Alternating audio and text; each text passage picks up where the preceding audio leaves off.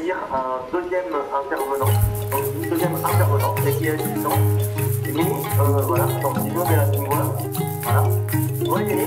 Ah oui, je te vois, impeccable. Donc, ben, on va faire la chose suivante. Je vais compter jusqu'à 3.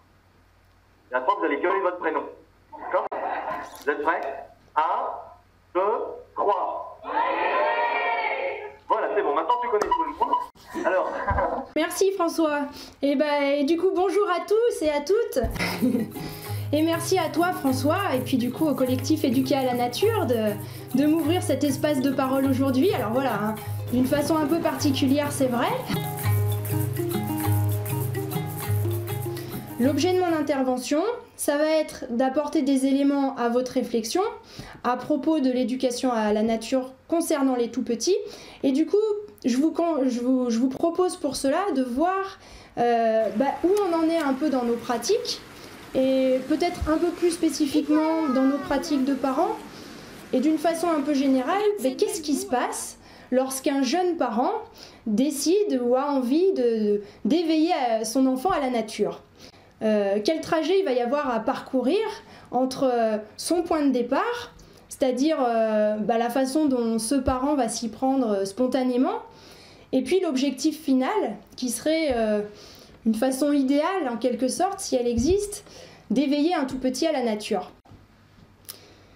Et donc pour commencer, je vais vous raconter une petite histoire.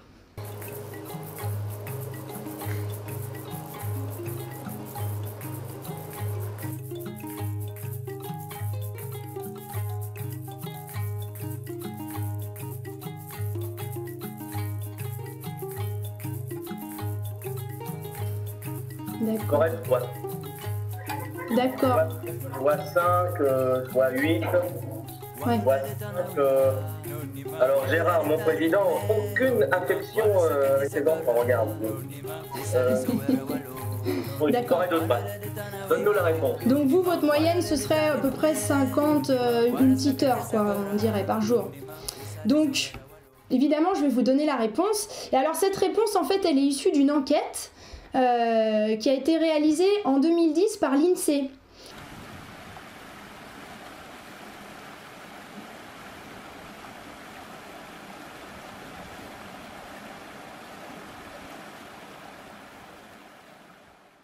Maintenant, je vous propose de voir un peu quels sont les freins qui peuvent empêcher ces jeunes parents de spontanément trouver la bonne attitude pour favoriser une rencontre vraie entre leur enfant et la nature.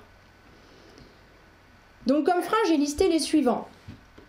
Et peut-être que vous vous sentirez concerné à un moment ou à un autre, je ne sais pas, ce sera tant mieux, parce que ce sera un point de départ pour avancer. Donc les freins, le premier, j'ai pas le temps. Un enfant qui explore le monde, lui, il le fait avec une temporalité qui lui est propre. Tout son être est absorbé par ses découvertes. Et sauf que si ces découvertes, elles se font dehors, il y a en général un adulte à moins de 2 mètres qui veille, qui va vérifier que tout se passe bien. Et puis bien souvent, cet adulte, il a des impératifs, il a des horaires, et puis de toute façon, rapidement, il en a marre. Et donc après le manque de temps, ça nous amène au deuxième frein, qui est, moi, découvrir les herbes et les cailloux, ça ne m'amuse plus. Bien souvent, le parent, il ne partage pas sincèrement l'enthousiasme de son tout petit pour ses découvertes anodines, et parfois il ne comprend même pas forcément que ça puisse être aussi important pour son enfant. Alors, il s'ennuie, il voudrait passer à autre chose, et si possible quelque chose où lui, parent, sera acteur et sera actif. Voilà pour ce deuxième frein. Alors, le troisième frein, là je suis sûre que vous y avez tous été confrontés à un moment ou à un autre.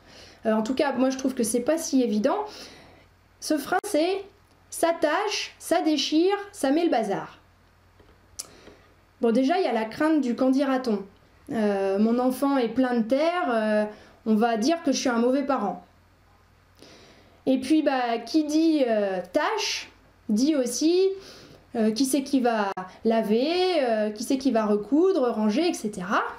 Voilà, et là, c'est Bibi qui s'y colle, hein. Sauf que Bibi aimerait bien avoir autre chose à faire, et ça peut se comprendre. Quatrième frein, ça doit être dangereux et ça me fait peur.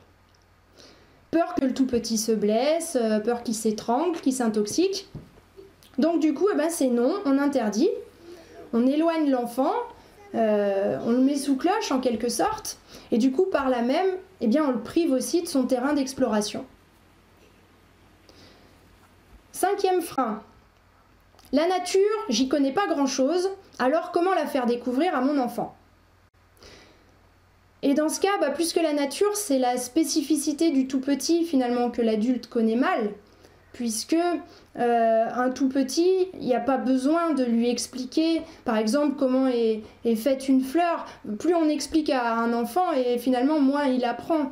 Par contre, si jamais il a vraiment l'occasion de la voir, cette fleur, de la toucher, de la sentir, de la triturer aussi, de voir comment ça fait, qu'est-ce qu'il y a sous les pétales, etc.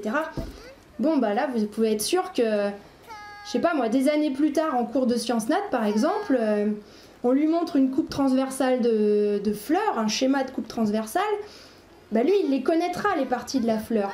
Ça fera tilt, parce que quand il était petit, il en a trituré plein des fleurs, et il voit bien ce qu'il y a dedans. Et là, il n'aura plus qu'à apprendre leur nom, finalement. Et pour autant, ses parents, ils n'ont pas eu besoin de s'y connaître, eux, en fleurs, etc. Donc voilà pour ce 5e frein du parent qui a peur de ne pas s'y connaître et donc de ne pas être capable de transmettre les choses à son enfant. Et le 6e frein, et puis après je vais m'arrêter, parce que il y en aurait d'autres, mais ce frein ce serait « j'habite en ville, pas dans la nature ». Et cette remarque, du coup, elle montre que l'adulte qui l'émet ne considère pas que dans son quotidien urbain, il ne considère pas que son environnement soit empreint d'une quelconque nature. Donc la vision de ce qu'est la nature peut être un frein en soi pour l'adulte. Par contre, le tout petit, lui, il n'y a pas de souci, il décèle facilement le brin d'herbe entre les pavés, etc., à condition qu'on lui en laisse la possibilité. Voilà, bon là je viens de dresser un tableau qui est un peu noir, j'ai fait un peu dans les extrêmes, parfois même un peu dans la caricature, parce que je trouve intéressant de bien mettre le projecteur sur quand même tous ces petits travers, pour ensuite réfléchir vraiment, chacun à notre échelle, qu'est-ce qu'on fait maintenant pour vraiment entrer dans une posture qui rende possible la rencontre entre l'enfant et la nature, pour soi-même, mais aussi quand on a un rôle de pilote en quelque sorte, qu'est-ce qu'on peut faire pour favoriser ça aussi chez d'autres qu'on pourrait aider ou accompagner.